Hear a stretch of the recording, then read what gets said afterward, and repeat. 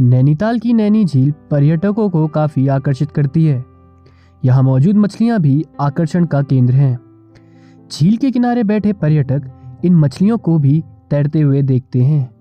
देखा जाए तो जलीय परितंत्र के संतुलन को बनाए रखने के लिए इस झील में पौधे, शैवाल और बाकी अन्य मछलियों का संतुलित तादाद में होना बेहद जरूरी है।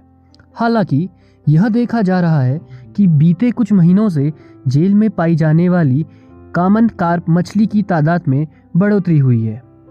नैनीताल झील में करीब 3 से 4 प्रजाति की मछलियां मौजूद हैं, जिनमें गोल्डन महाशीर, कॉमन कार्प और अन्य महाशीर शामिल हैं।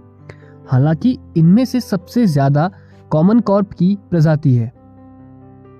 इनकी संख्या लगभग 67% तक पहुंच गई है, जिस वजह से अन्य प्रजाति की मछलियों में भी कमी देखने को मिली है। कुमाऊं विश्वविद्यालय में जीव विज्ञान विभाग के प्रोफेसर डॉक्टर सतपाल सिंह बताते हैं कि कॉमन कार्प नैनीताल झील में काफी समय से मौजूद है।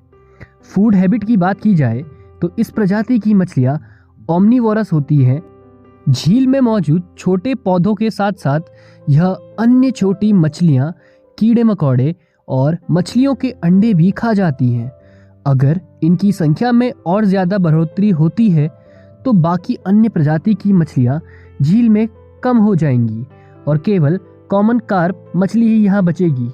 हालांकि एक पारिस्थितिक संतुलन बनाए रखने के लिए सभी प्रकार के जूप्लांक्टन, फाइटोप्लांक्टन और अन्य मछलियों का होना बेहद जरूरी है।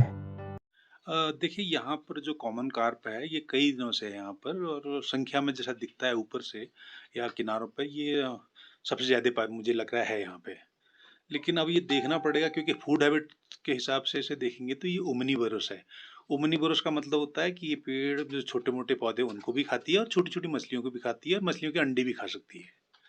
अगर ये ज़्यादा मात्रा में हुई तो बाकी जो मछलियाँ हैं उनके जो फिंगरलिंग्स से होते हैं वो कम हो जाएंगे या उनके अंडे ही कम हो जाएंगे, तो दूसरी प्रजातियों की संख्या कम हो जाएगी।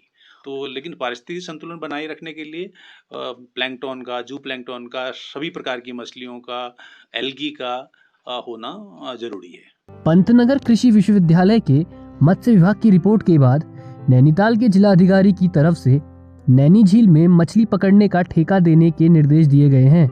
सिंचाई विभाग के सहायक अभियंता डी सती का कहना है, मछली पकड़ने को लेकर सिंचाई खंड, नगर पालिका, झील विकास प्राधिकरण और नगर पालिका मिलकर संयुक्त कमेटी बनाएंगे, जिसके बाद ही कॉमन कार्प को पकड़ने के लिए टेंडर पास होगा और फिर आगे की कार्रवाई की जाएगी।